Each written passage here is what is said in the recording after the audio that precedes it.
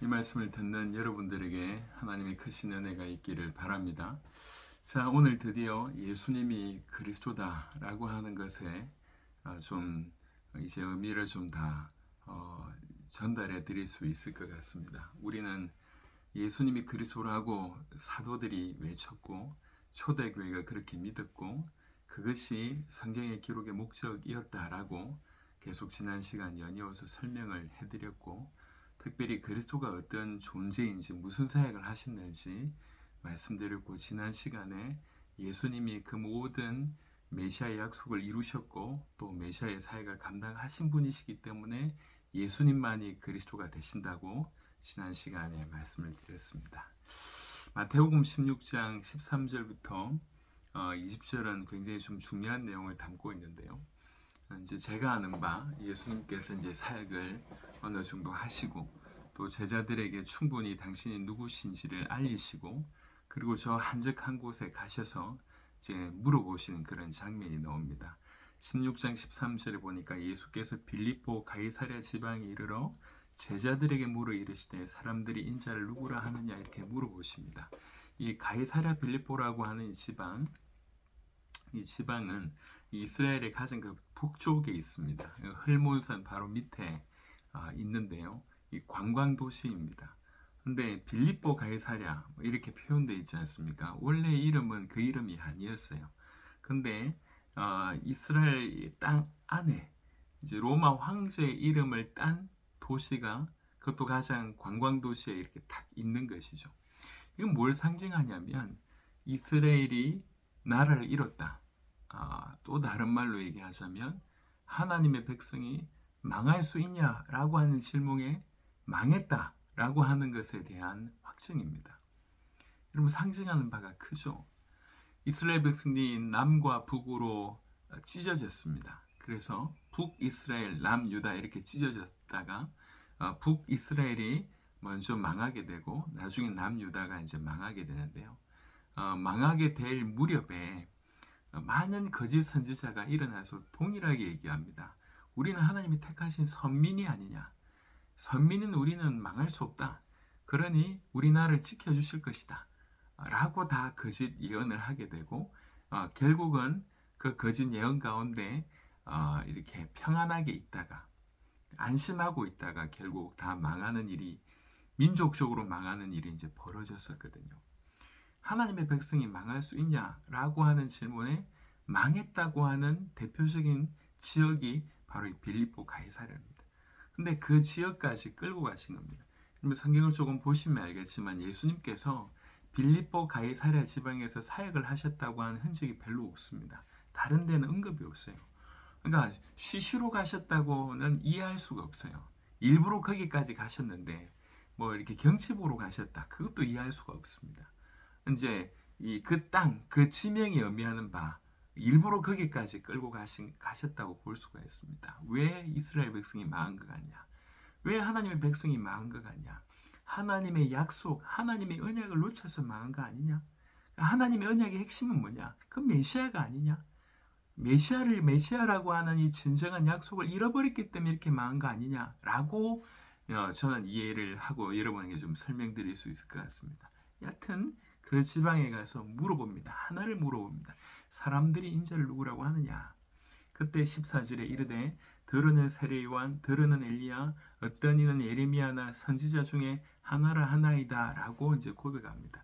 자, 여기 세례 요한, 엘리야, 예레미야의 특징은 뭐냐면 대단한 선지자임에서 이미 죽음을 당한 선지자입니다. 이스라엘 백성들 그때 당시의 사고 중에 하나는 죽은 자가 다시 살아나면 굉장히 강력한 어떤 능력을 발휘한다, 이런 게 좀 그 시대에 좀 있었던 것 같아요. 그러니까 예수님에게 특별한 초자연적인 능력이 일어나는 걸 보니까 저 죽은 자가 살아난 것이다, 이렇게 얘기가 된 거죠. 죽은 자 중에 누굴까? 예레미야 아닌가? 엘리야 아닌가? 선지자 중에 하나 아닌가? 세례 요한 아닌가? 이렇게 표현합니다.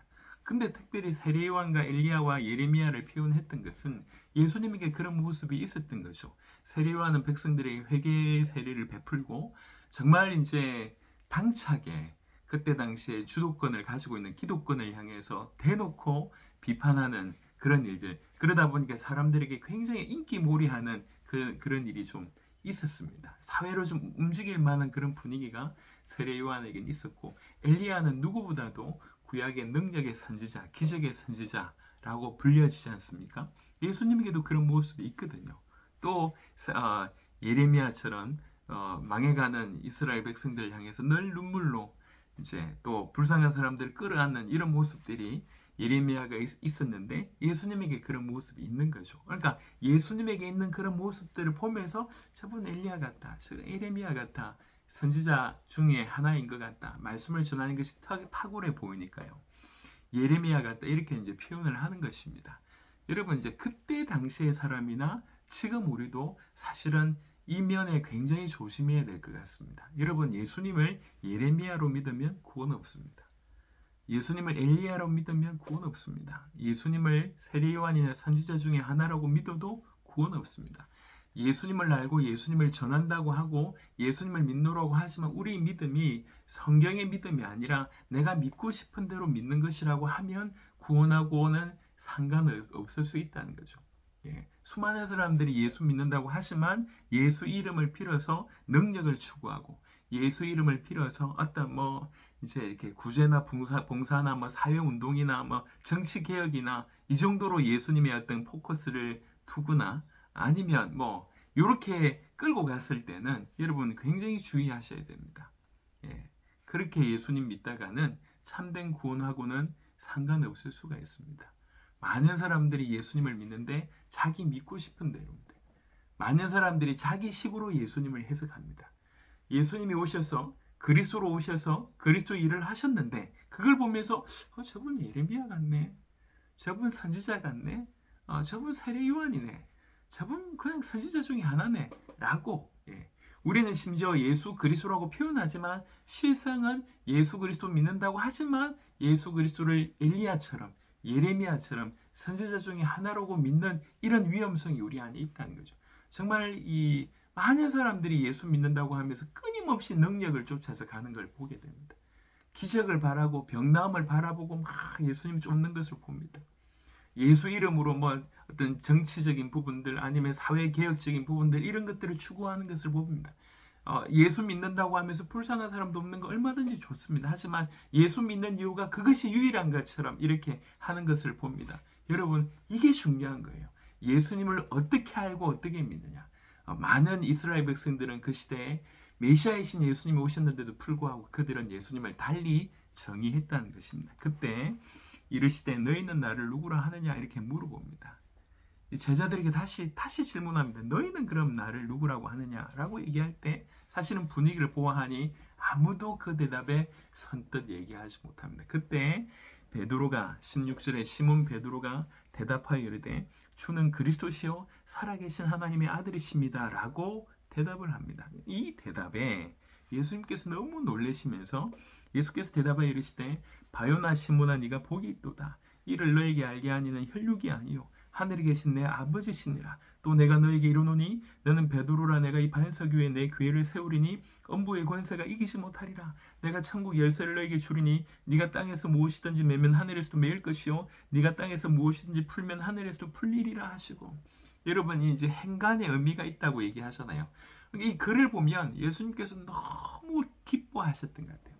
또 어떤 면에서 좀 충격받으신 것 같아요. 야, 네가 어떻게 이걸 알았냐?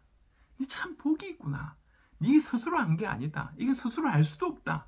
혈육으로 알 수 있는 성실의 것이 못 된다. 내 아버지께서 너에게 알게 하셨구나. 참 네가 복 받았구나. 너 이제 베드로다. 너 반석 위에 내 교회를 세우고 이 교회는 음부의 권세가 이기지 못할 것이다. 그러면서 내가 천국 열쇠를 너에게 준다. 라고 표현을 쭉 합니다. 모든 어떻게 보면 이 땅에서 받을 최고의 복을 다 쏟아부어 주신 겁니다.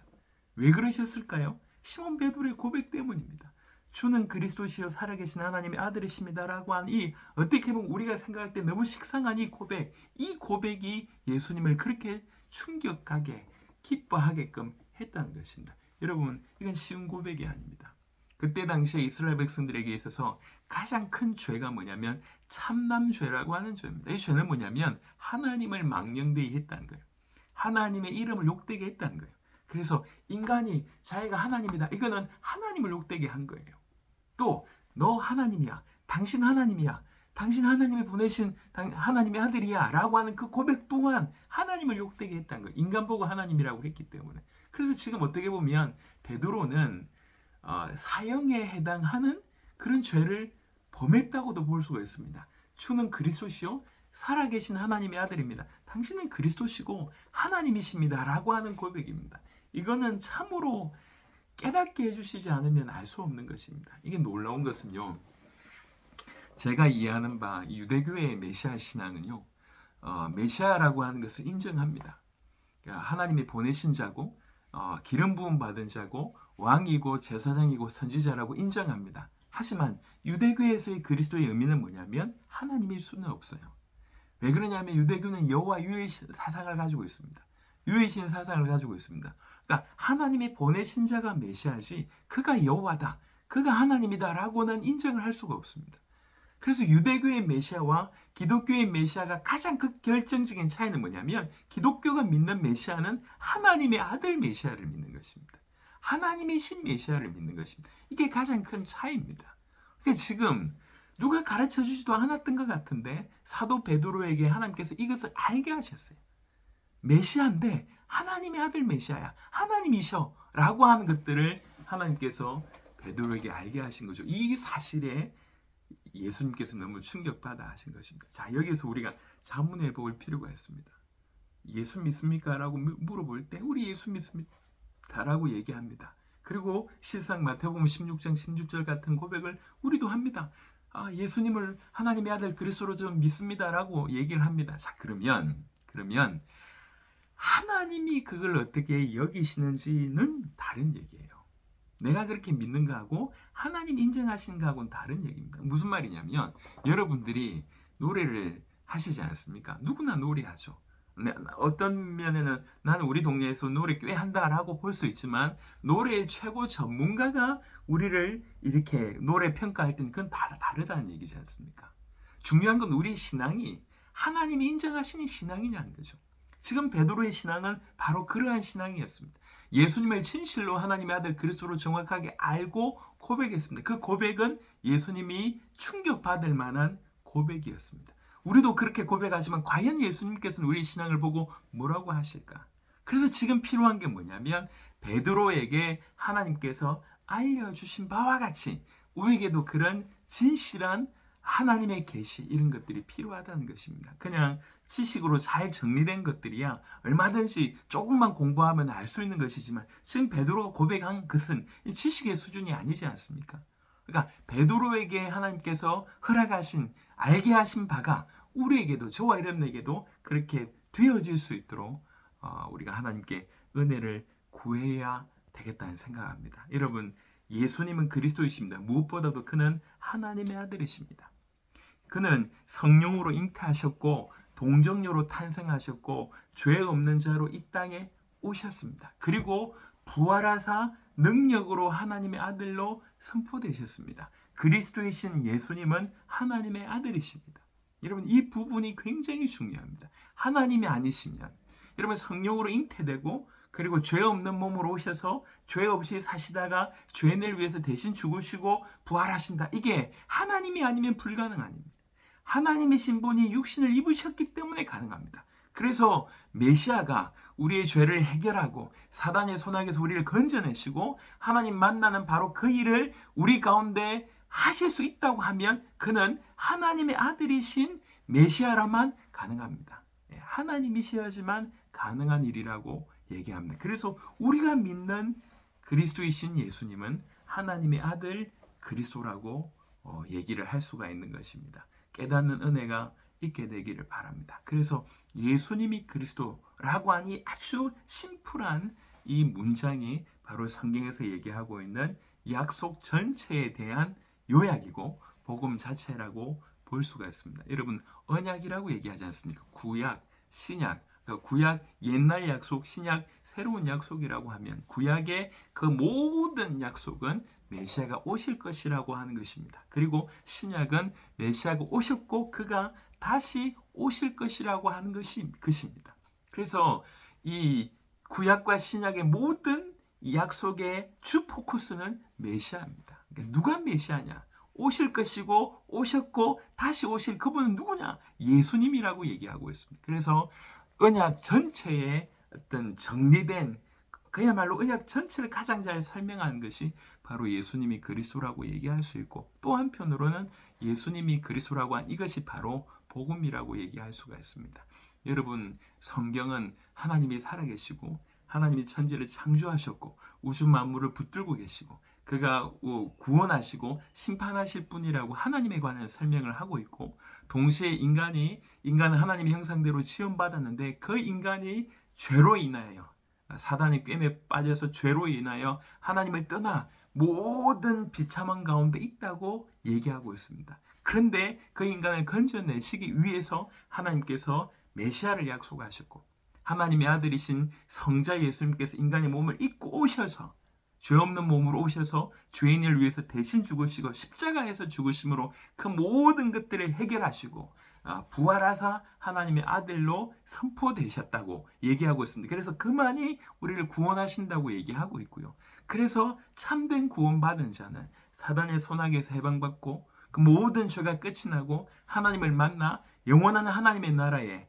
어떤 이 왕적인 역할을 감당할 그런 자로 참된 구원의 복을 받을 것이다. 이게 이제 성경 전체의 얘기들의 흐름입니다. 이 모든 것들을 그냥 압축해서 표현할 수 있는 부분이 있다고 하는 문장이 있다면 예수님이 바로 그리스도라고 하는 문장입니다. 그러니까 예수님이 그리스도라고 하는 것은 그 안에는 예수님이 어떤 분이신지, 그리고 무슨 일을 하셨는지, 어떤 직분을 가지고 있는지, 그리고 그리스도이신 예수님으로 말미암아 받은 구원은 뭔지, 그 구원받은 자는 어떤 축복을 받는지가 사실 이 안에서 다 포함되어 있고 녹아져 있다고 볼 수가 있습니다. 그래서 사도 바울도 로마서 1장 2절에 복음을 설명하면서 이 복음은 하나님이 선지자들을 통하여 그의 아들에 관하여 성경에 미리 약속하신 것이라 라고 정의되어 있습니다. 이 복음은 아들에 관한 것이다.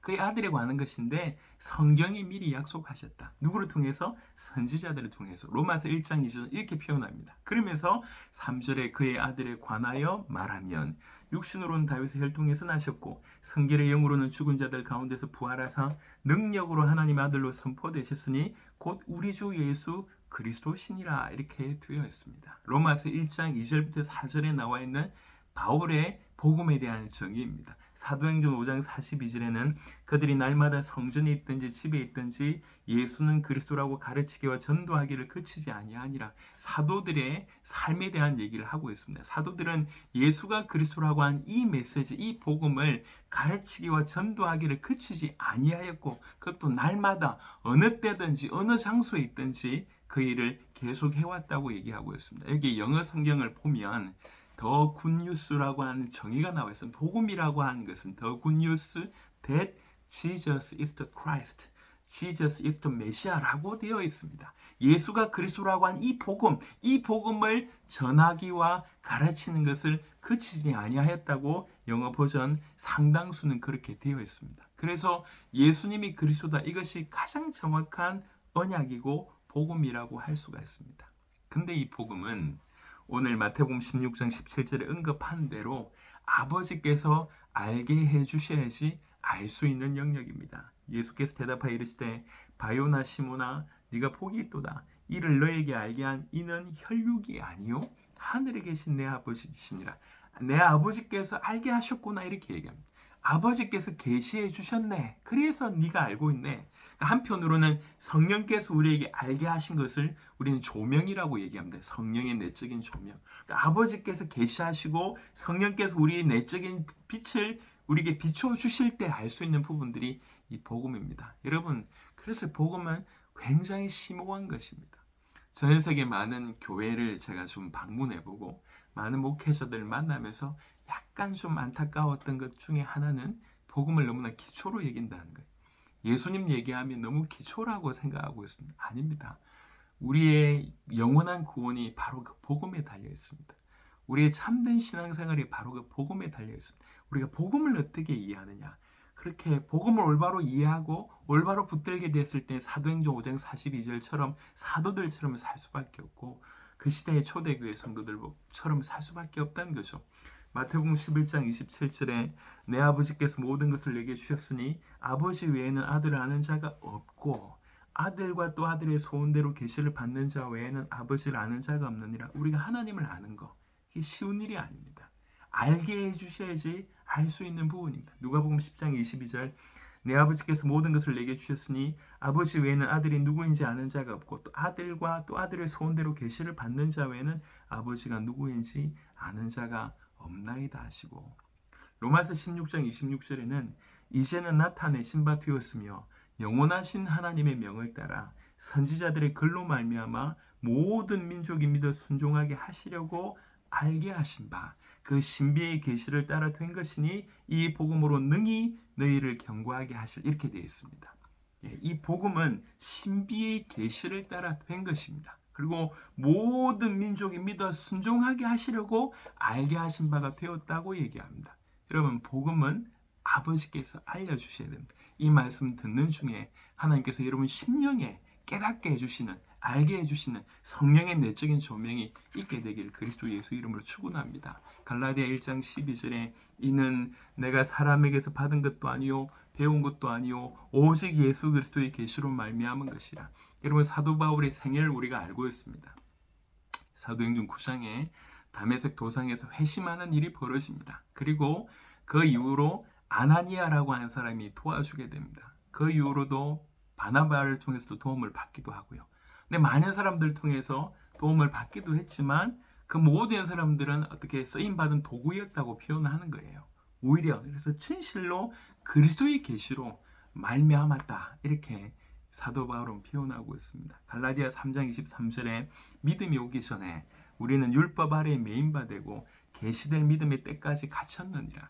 과거에 했던 구약과 이제 복음이 오기 전 그리고 복음이 왔을 때의 상황을 얘기하지만 오늘날도 이것은 유효한 것 같습니다. 올바른 믿음이 오기 전엔 우리는 뭔가를 해야 되고 하지 말아야 될 율법 아래에 갇힌 낮은 수준의 종교 생활을 하고 있는 것입니다. 하지만 이 믿음이 이 복음이 계시가 된다고 하면 자유함을 얻게 되는 것이죠. 지금도 여전히 유효한 말씀입니다. 에베소 1장 17절에 우리 주 예수 그리스도의 하나님 영광의 아버지께서 지혜와 계시의 영을 너에게 주사 하나님을 알게 하시고 지금 에베소 교인들에게 쓰는 편지입니다. 에베소 교인들은 굉장히 영적인 수준이 높았기 때문에 그 편지가 영적으로 굉장히 수준 있는 편지입니다. 그래서 그런 편지 안에서 에베소 교인들을 위해서 기도한다고 얘기를 하면서 하는 얘기입니다.